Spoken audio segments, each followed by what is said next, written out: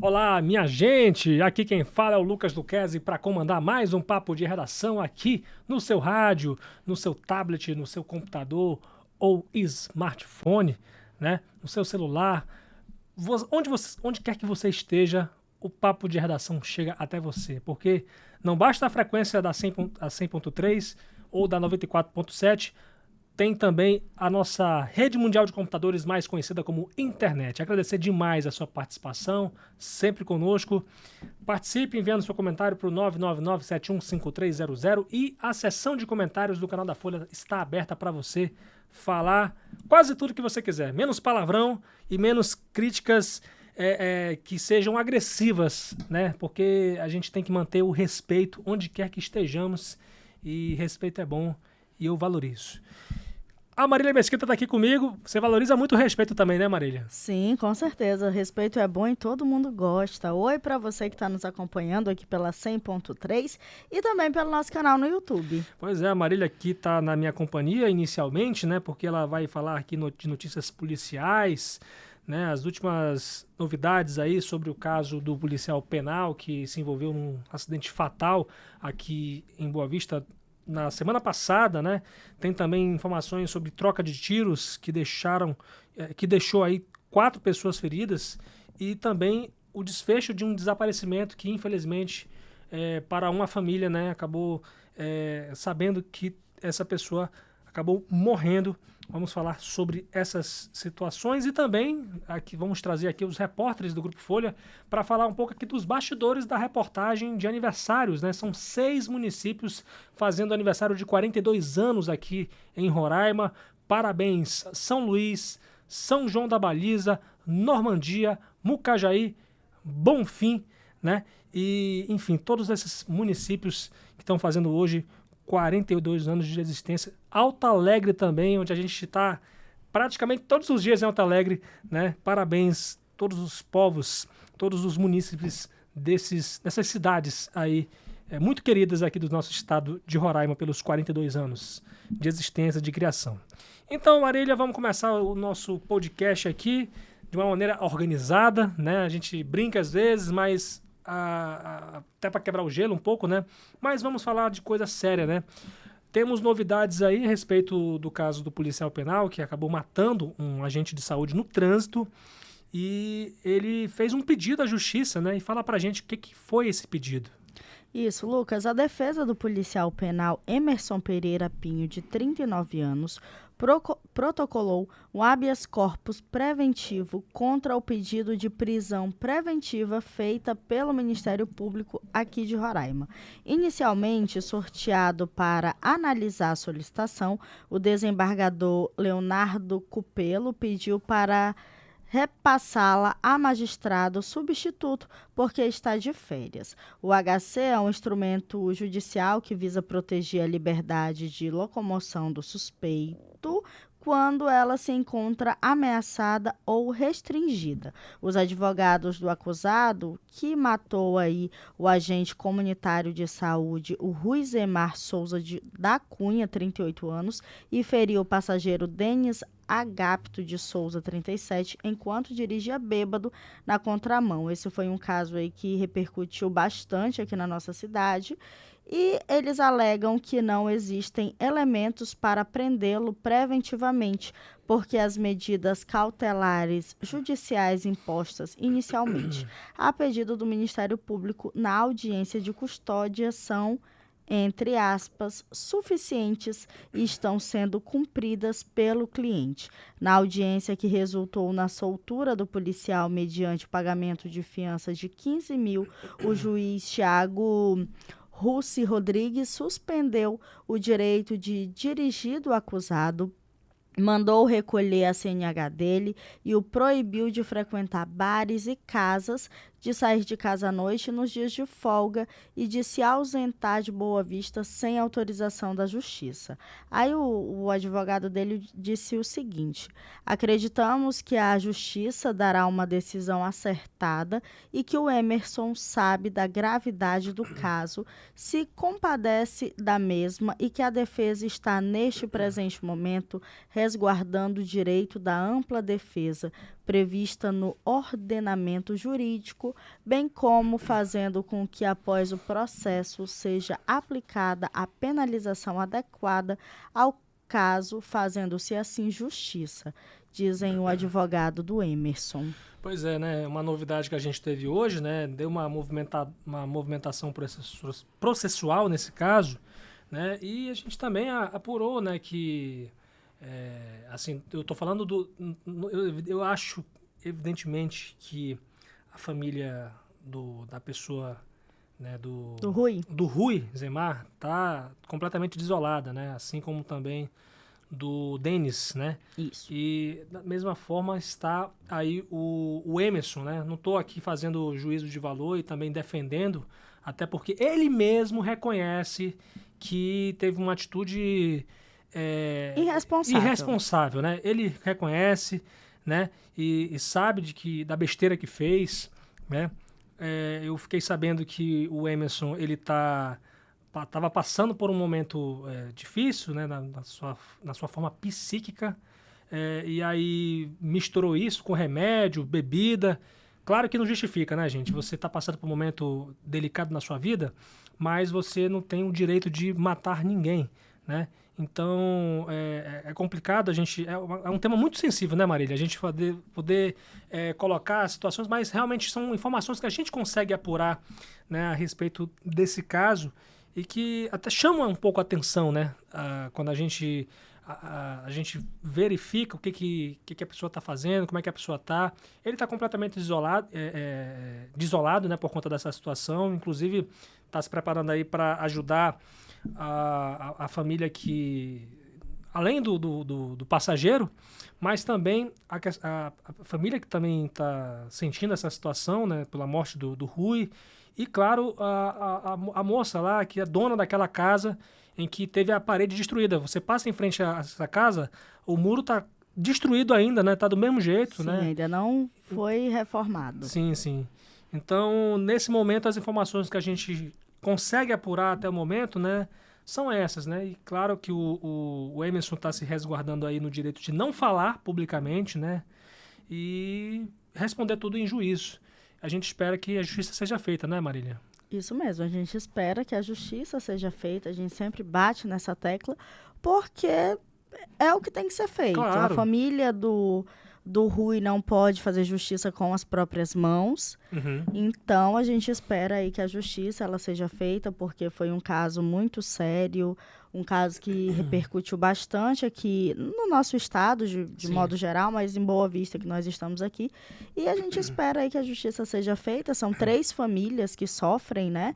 A família do Rui, porque ele morreu nesse acidente, do Denis, que ele ficou aí ferido, então a família também sofre por ter um parente aí que está acidentado, e sofre também porque ele perdeu um amigo, e do Emerson também, que apesar de ter agido de forma muito irresponsável, muito errada, mas a família também acaba sofrendo porque está vendo ali que o seu familiar foi o causador de tudo isso. Então, 3 famílias que sofrem, pedimos aí que a justiça seja feita e que o Emerson ele coloque a mão na consciência e não cometa mais esse tipo de crime, porque o que ele fez foi um crime, uma pessoa morreu, e não só ele, mas outros Emersons que andam por aí dirigindo bêbado, para que não faça mais isso. Se está passando por um problema psiquiátrico, vai atrás de um médico, de um profissional, não vai se acabar na cachaça, na droga, porque isso só dá o que não presta, e aí depois está fazendo besteira e a gente está colocando o nome aqui,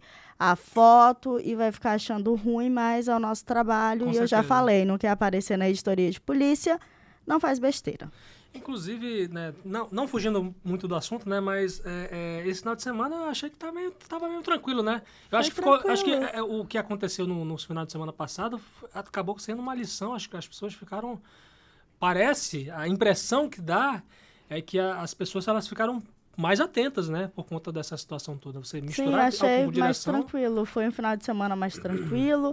Sempre tem, né, aquele que bebe, vai dirigir. Mas, assim, não tivemos muitos registros de acidentes com óbito. Foi um final de semana bem tranquilo. Pois é.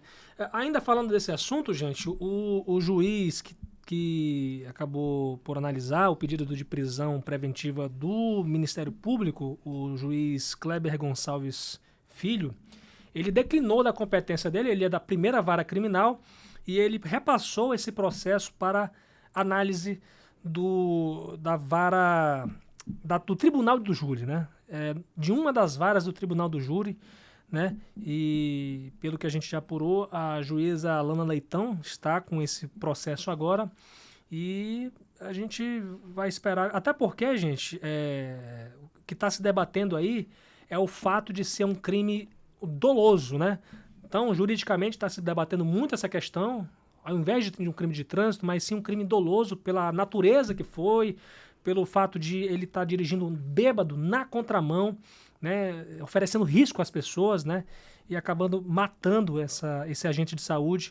Então, todo esse debate agora vai ser para uma das varas do Tribunal do Júri e a gente vai acompanhar. Eu acho que esse julgamento vai render, hein, Marília? É uma série de erros, né? Sim, Dirigindo bêbado, na contramão. Então, assim, é isso que a gente acredita que mais dói na família. Com porque certeza. Tá, o Rui, infelizmente, foi a óbito, mas por irresponsabilidade do Emerson. E prova, tem tudo, tem vídeo, tem vídeo do acidente, Não tem o que das falar, né, condições Marília? em que ele estava, Não e tem ele ter contra-argumentar. pago 15 mil reais e ter saído da porta da delegacia. Então, isso é uma coisa que dói bastante na família e revolta bastante. Então, a gente espera aí que seja revisto aí todo esse processo para que ele pague aí da melhor forma, não só em dinheiro, porque para fazer um pagamento é muito fácil, basta você fazer um empréstimo, fala com um amigo, pague de uma forma mesmo que ele pague não só Tenta financeiramente, restituir, né? Restituir, né? Porque por mais que ele vá preso, a gente entende que não traz o Rui de volta, mas pelo menos é ali um conforto para a família saber que esse homem ele vai pagar por esse crime e não vai matar aí outras pessoas. Com certeza. Agora, trocando de assunto, Marília, a gente também tem informações aqui de uma troca de tiros que deixou 4 pessoas feridas nesse domingo, né? Não foi tão tranquilo assim como a gente imaginou. Assim, tranquilo em questão de acidentes de Entre trânsito. aspas, né? Entre Porque aspas, a gente né? já tem final de semana aqui que ele é mais movimentado, tem mais mortes, mas esse aqui foi até tranquilo comparado aí à nossa régua. A Polícia Militar ela atendeu uma ocorrência que envolveu aí disparos de arma de fogo, deixando 4 pessoas feridas. E esse caso aconteceu no bairro Nova Cidade, na tarde desse domingo, dia 30, último dia do mês. Conforme informações obtidas aqui pela nossa reportagem, uma equipe foi acionada para averiguar um suposto tiroteio na rua São Luís, lá no bairro Nova Cidade. Ao chegarem no local, os policiais se depararam com populares próximo à residência que relataram uma troca de tiros no local. Segundo eles, os envolvidos haviam ido embora da casa, mas havia 2 armas em frente à residência. Além disso, afirmaram que um carro não identificado havia passado e pego as armas. Durante a busca não foi localizado o suposto ferido, mas a equipe encontrou uma maleta de arma de fogo com 2 carregadores contendo 22 munições de calibre 9mm. Observou também que o portão da casa continha marcas de possíveis disparos. Em seguida, os policiais receberam a informação de que 2 pessoas alvejadas haviam dado entrada no hospital Cosme e Silva e, diante disso, se deslocaram até o local.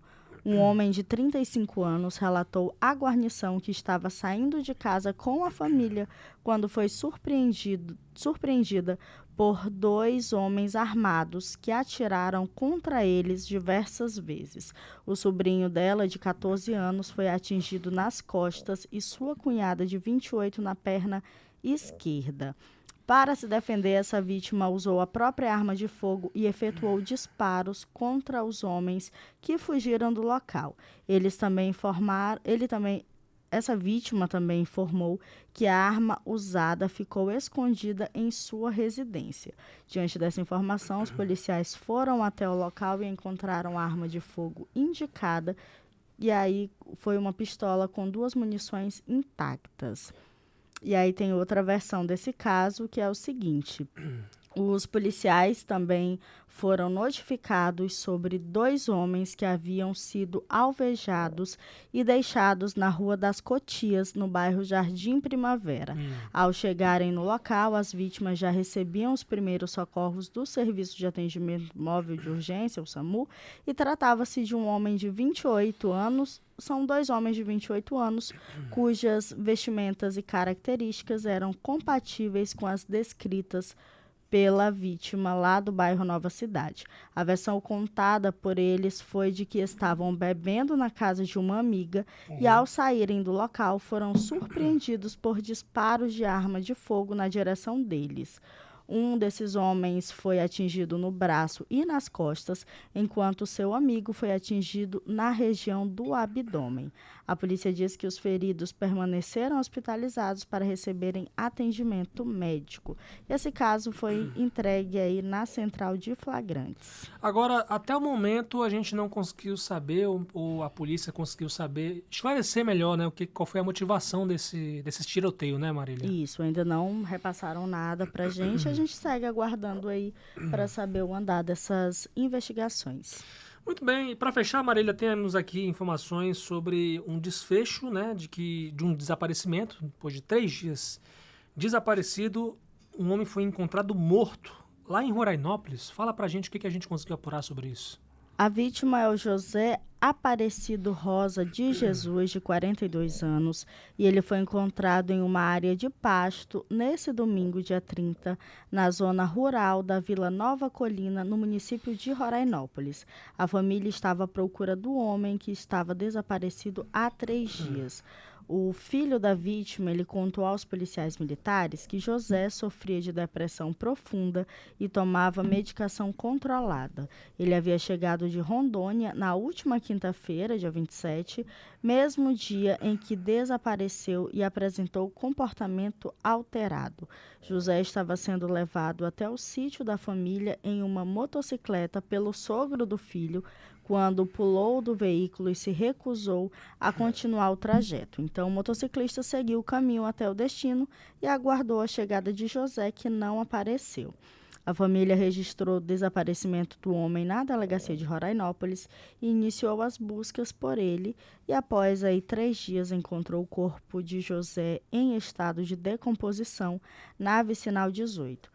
E aí esse corpo foi removido aqui para o Instituto Médico Legal, IML, onde passou aí por todos os exames e foi liberado para sepultamento. Tá certo, Marília. Agradecer demais aqui a sua participação e desejar que a gente transcorra nessa semana com boas notícias, né? Com notícias, eu considero até boas notícias quando existem informações novas sobre casos de extrema relevância e interesse público aqui na nossa cidade, no nosso estado de Roraima, que a gente possa trazer essas boas notícias aqui para a nossa população. Isso mesmo, Lucas. Desejo aí para você, Lucas Luquezzi, uma excelente semana de trabalho. Para você que está nos acompanhando também, ótima semana, um ótimo mês de julho aí que está iniciando hoje. É isso aí. E é isso, que seja uma semana aí bastante produtiva, que tenhamos ótimas notícias e até a próxima. Muito bem, minha gente. Hoje eu estou aqui com o José Magno e a Adriele Lima, inicialmente, porque eles participaram aí da cobertura da Folha a respeito de, na verdade, informações, né? Apurando informações aí nos municípios aqui. Na verdade, dos 6 municípios, eles estiveram em 3 municípios, eles vão confirmar isso para mim. Hoje, Normandia, Bonfim e também o município de Mucajaí, que estão fazendo hoje 42 anos. São João da Baliza, São Luís e Alto Alegre também estão fazendo aniversário hoje, mas quero que eles compartilhem um pouco essas experiências que eles tiveram hoje. Começar aqui primeiro pelas damas, né? A respeito da cobertura dessa cobertura de aniversário, né? Adriele, como é que foi para você, né? Você viajar nesses 3 municípios? O que você considera que achou de interessante, né? Nessas histórias que você desbravou aí nesse tempo, na semana passada, né? Inclusive essa viagem que vocês fizeram. Oi, Lucas, oi a todo mundo que acompanha o Papo de Redação. Então, eu já conheci um pouquinho os municípios, mas não conhecia a história deles. Sim.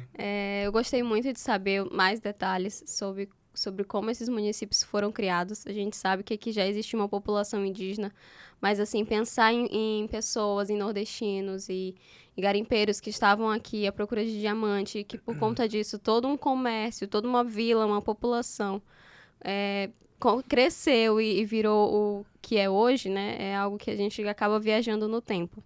Acho que de todas as histórias, a que eu mais assim, achei interessante foi Normandia. Primeiro porque... Eu ia te perguntar.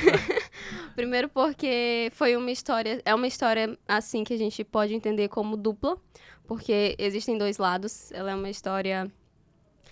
Existe uma rivalidade existe de quem inventou quem, de quem criou quem? Isso, existe isso aí. E aí a gente conheceu o filho do Maurice, o que teria fundado... Então existe uma relação realmente com a França? Existe uma relação com a França e ele defende com toda a convicção essa história, só que a gente também não pode esquecer, como a gente puxou também pelo texto, de que existiam também outras pessoas lá. E aí a gente traz esse lado dessas pessoas que já moravam lá, traz esse início antes da chegada do Maurice até Normandia, que antes não era Normandia, né, era outro, não tinha nome, na verdade. Então, assim, foi uma história que me pegou, a gente demorou muito tempo pra entender a lógica dela, porque a gente conversou com o filho do Maurice, ele tem 77 anos. Sim. E aí é um vai e vem na história que a gente acabou se perdendo, que a gente foram 2 horas de entrevista com ele, de conversa. Imagina o trabalho, hein? Sim, foi um trabalho, mas assim, como já tinham relatos, já tinham registros em outros portais, Facilitou, na internet, né? Isso facilita. Mas assim, ter a pessoa lá, o cara falar, não, meu pai contava sobre as fugas, meu pai falava francês aqui com a gente, conversava, ele casou com a minha mãe lá em Boa Vista. Assim, é outra realidade. Até porque são municípios muito novos, né? Então, acho que é muito mais fácil você conseguir, né, fontes, né? Queria que o José falasse um pouquinho também sobre isso, né, José?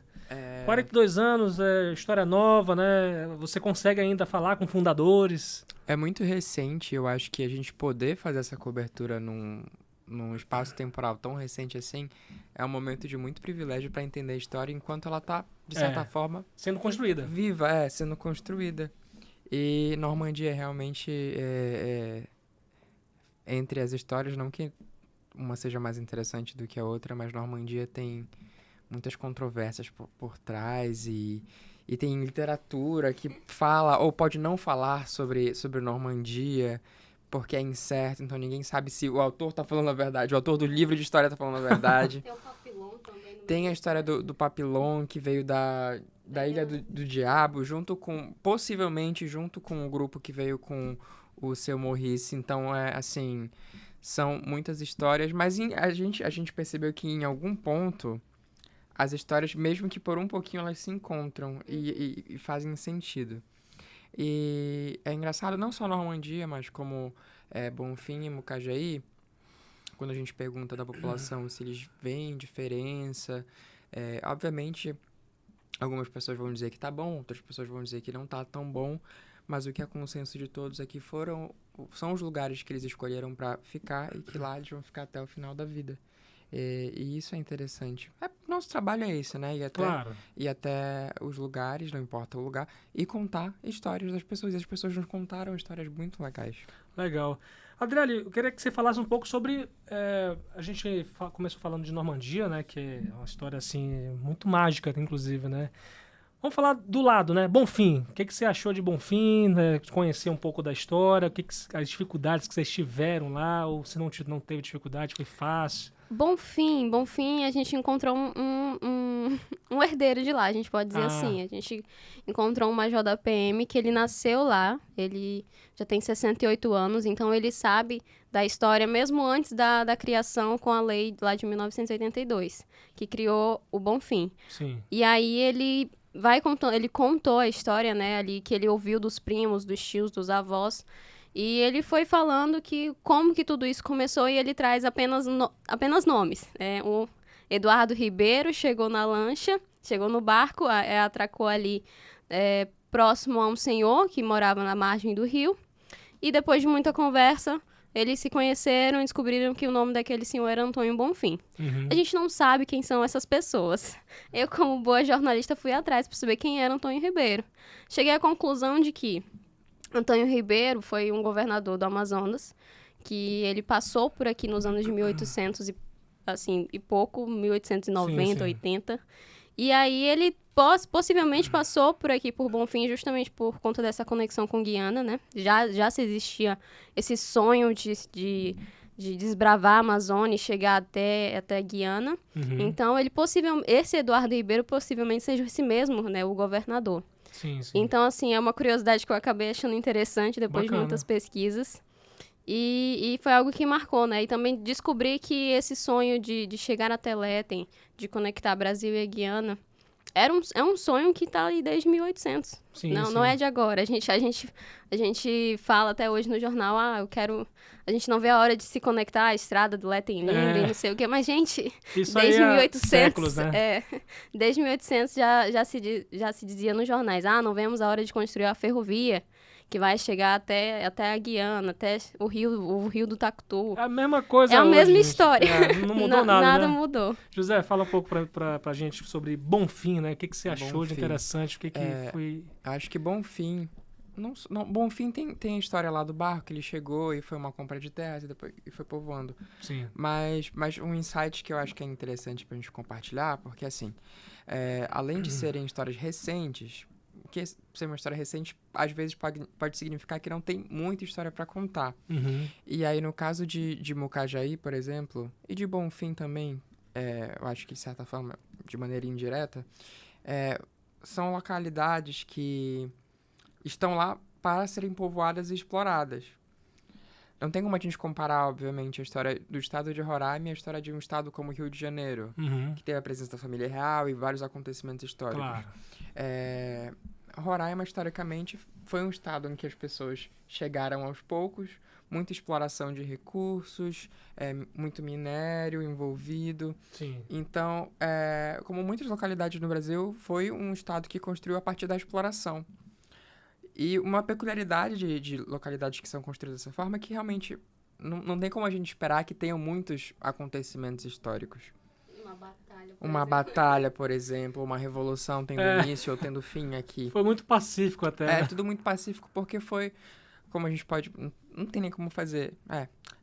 Foi tipo colônias de exploração, então realmente não tem muita história. Sim, sim. Mas as pessoas têm histórias e se você for ver no material que a gente produziu, tem sim a história dos municípios por conta da história que eles têm, mesmo que pouca, mas o que é mais rico pra gente, o que eu entendi que é mais rico pra gente, mais interessante, são ouvir as histórias das pessoas, ouvir a história de Com quem certeza. chegou lá, de quem veio do Nordeste, de quem conta pra gente que quando Como chegou é que era foi só parar mato, lá, né?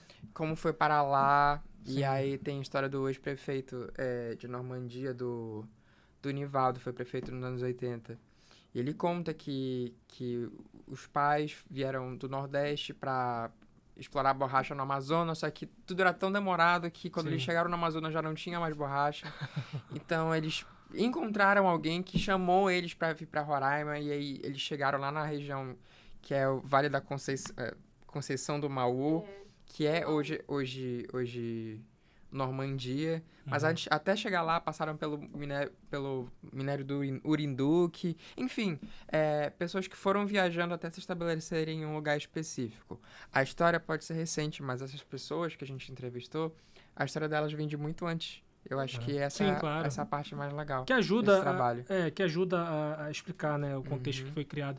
Adriele, para finalizar, né, a gente queria saber um pouco de Mucajaí, né, o que Mucajaí tem a trazer de coisas interessantes, né, para esses 42 anos completados hoje. Mucajaí. Mucajaí, acho que é a história que a gente tem mais certeza. Porque ela surgiu ali em 1951 como uma colônia agrícola de Fernando Costa. E aí ela é isso. Ela é uma colônia e aí nordestinos foram chamados para povoar, para fortalecer a agricultura no estado, no território do Rio Branco, e aí assim ela cresceu, eram colonos, e aí isso se conecta com o que o Neto estava falando, com o José estava falando, sobre a questão da história das pessoas, porque lá a gente conheceu o casal, o Francisco e a Luizinha Reis, que eles vieram do Ceará, um parente deles falou de Roraima, eles estavam procurando um lugar melhor para viver, sossegado para criar os filhos. E eles decidiram vir para essa colônia. E aí começaram devagarzinho, ali na agricultura, que era o mais forte na época. E aí depois eles foram aumentando ali para gado. E hoje eles têm uma fazenda lá no município e não querem sair de lá jamais. Até perguntei para ele, pro senhor Francisco, o senhor nunca mais foi no Ceará? Ele, eu nunca mais nem voltei lá. Depois que eu vi meus filhos criados e com os seus lugares aqui em Roraima, né, o mais distante é Boa Vista, o filho mais distante que mora é Boa Vista. Ele disse que nunca mais sentiu nem vontade de sair de Mucajaí. Pra ir em Boa Vista, então, ele nem gosta. Sério? Nossa, tão perto, né, José? O que tu acha disso? É mais um pouco daquilo. A história do município pode ser curta, pode não ter muito mistério, mas a história das pessoas tem um lado de muita luta, muito perrengue também. A dona Luizinha Arraes, ela conta que na fazenda, na propriedade deles, lá funcionava uma escola e também funcionava um posto médico, que ela dava aula, ela fez um curso de primeiros socorros, então ela dava os cuidados para quem chegava lá. E tem muita luta envolvida. E eles dois compartilham muito um sentimento de vitória. De chegar, não vou dizer ao final da vida, né? Mas de chegar numa idade mais avançada e verem que tudo aquilo que eles batalharam muito para construir ao longo dos anos rendeu frutos. Sim, sim. E eu acho que essa é a parte que ela mais se orgulha e que ela não cansou de falar, né? Agradecer muito. De ser muito grata pelos desafios que ela passou e é isso. Bacana. E eu quero, gente, aproveitar para divulgar, né, a reportagem de vocês, né? Vocês fizeram a matéria de Mucajaí, Bonfim e Normandia, mas também lá no nosso portal folhabv.com.br tem também reportagens especiais aí sobre São João da Baliza, São Luís e também o município de Alto Alegre. Então convido, Alto Alegre inclusive com a Camila Salustiano, e São Luís e São João da Baliza com o Aisha Baidon, que está vindo aí. Agradecer demais aí, gente, por compartilhar essas experiências com a gente e desejar com que a gente continue tendo coberturas tão preciosas como essas, assim, de conhecer um pouco mais a história do nosso povo, que é a maior riqueza que a gente tem. É verdade. Obrigado, gente. A gente que agradece. Muito bem, gente. Como eu falei aqui, Aisha Baidon está aqui comigo. Pela primeira vez aqui no nosso Papo de Redação comigo, né? Na apresentação. Aisha, seja muito bem-vinda primeiramente ao nosso podcast. Obrigada, Lucas. Aisha, eu queria saber um pouco sobre... Hoje, como a gente está iniciando essa edição, né? Falando aí sobre os aniversários de 42 anos de São Luís, São João da Baliza, Alto Alegre, Mucajaí, Normandia e Bonfim. Então, é um dia muito especial, né, para esses municípios. E eu queria que você compartilhasse a respeito de São Luís e São João da Baliza, né? Primeiramente, como é que foi para você fazer essa primeira... Acho que foi a primeira viagem que você fez, né? Para interior. Pro interior, desde que você chegou aqui na Folha. Na verdade, eu nunca tinha ido nem fora da Folha. Foi a primeira vez que eu fui pro interior. Foi muito legal, a viagem foi muito tranquila. Os moradores também são bem acolhedores, né? Foi bem tranquilo. Ah, que bom. Mas aí, como é que foi? Vamos começar falando de São Luís. O que você achou de São Luís em relação às histórias? Você teve dificuldades, assim, de poder encontrar as pessoas que pudessem te ajudar nesse relato histórico sobre São Luís? Na verdade, a gente foi por indicação. O primeiro morador a gente encontrou super fácil, que foi o seu barbeiro. Ele não foi o primeiro morador de lá, mas ele foi um dos primeiros. Aí, na volta, a gente foi atrás do seu Silvino, que, segundo ele, e grande parte da população que mora ali, todo mundo que a gente perguntou, disse que ele foi o primeiro morador. Então, a gente foi conversar com ele. E aí, pra achar a casa dele, foi complicado, porque parece que ele já morou metade de São Luís ali. Aí, a gente perguntava, e todo mundo sabia quem ele era, ninguém sabia onde ele morava. Falaram que a casa dele era azul. No meio do caminho, a casa dele virou verde. Aí, no final, a moça falou que a casa ou era azul ou verde, mas ela tinha certeza que era casa sem cor. Mas a gente achou, era uma casa verde água. Sim, sim. Mas aí como é que foi o papo com esse pioneiro aí de São Luís? Ai, foi... Assim, Quanto tempo de entrevista? Deve ter dado uns 20 minutos, não foi tão longo. Até porque não é muito, eu acredito que dá para resumir bastante a história do município, né, nesses tempos. Assim. Sim, e a história do município é um pouco da história dele, né? Ele veio do Nordeste, ele veio de São Luís, mas ele não é de São Luís. São Luís do Maranhão, quer dizer? É de São Luís do Maranhão. Ele é do Piauí, mas ele morava lá, foi a última cidade que ele morou. Sim, sim. E aí, ele veio por causa de um irmão dele. E aí, quando ele chegou aqui em 75. Aí foi quando ele veio com a esposa dele, e aí ele falou que chegaram lá, os parentes dele primeiro. Quando os parentes chegaram, ele começou a dividir os lotes. Eles pegavam a quantidade que eles queriam, né? Que Sim, não tinha sim. ninguém ali. E aí ele falou que até a primeira escola de lá foi ele que foi atrás, e as pessoas que moravam lá, porque já tinha umas 15 crianças que não podiam ficar sem escola, e eles juntaram um documento, trouxeram aqui pra Boa Vista e conseguiram levar um professor pra lá. Sim, sim. Esse professor não durou muito tempo, não. Parece que ele ficou só 6 meses. Não aguentou, porque não tinha nada lá. Pra você ter ideia, pra comprar alimento, ele falava que ia andando até Caracaraí, que no caso... Nossa. Ou até Boa Vista, dependia muito. E é distante de qualquer jeito, né? E aí ele falava que às vezes ele conseguia carona pra vir, mas pra voltar era andando. Imagina, você voltar com as compras assim nas costas. O quê? 300 quilômetros, 200 quilômetros por aí. Ele falou que eram 2 dias só pra voltar. Gente, Andando. e a pé isso? E a pé. Gente, pelo amor de Deus, imagina a dificuldade, né? E sobre São João da Baliza, né? O que você achou assim, de interessante, né, sobre a história de São João da Baliza? E como é que foi pra você, né? Houve alguma dificuldade de você conseguir esses relatos? Também foi por indicação, Lucas. Mas eu achei a história de São Luís muito parecida com a de São João da Baliza. Uhum. Só que tem um porém. Nessa história de São João da Baliza, o que se tinha era que foi o João Pereira que foi o primeiro morador de lá. E quando a gente chegou lá, o que a gente teve foi que... O que as pessoas falaram foi que não foi ele o primeiro morador. O primeiro morador, todos os moradores que a gente perguntou, todos falaram que foi o João de Deus. O João de Deus chegou lá em 74 e o João Pereira chegou em 75. Sim. Aí Mas não o João de Deus, aquele que foi preso, né? É outro João de Deus, né? É o João de Deus Bezerra. Vale relembrar, gente, por favor. O João de Deus Bezerra. Inclusive, ele e o irmão dele são os únicos que chegaram primeiro e que são os únicos que ainda estão vivos. Sim, sim. E aí a gente conversou com o irmão dele, que chegou em 75 também. E aí ele falou que quando chegou lá, tudo era nada. E quando começaram a chegar mais pessoas, foi quando teve conflito com os indígenas. Uhum. Então essas pessoas foram embora e ficou só ele, a mulher dele, os filhos e o pai. E aí ele falou que foi bem complicado, porque também não tinha nada. Mas ele falou que não ia voltar, porque onde ele morava era pior. Uhum. Que lá ele não tinha nada também. Tudo que ele plantava tinha que devolver para os proprietários. Então ele decidiu ficar lá. Entendi.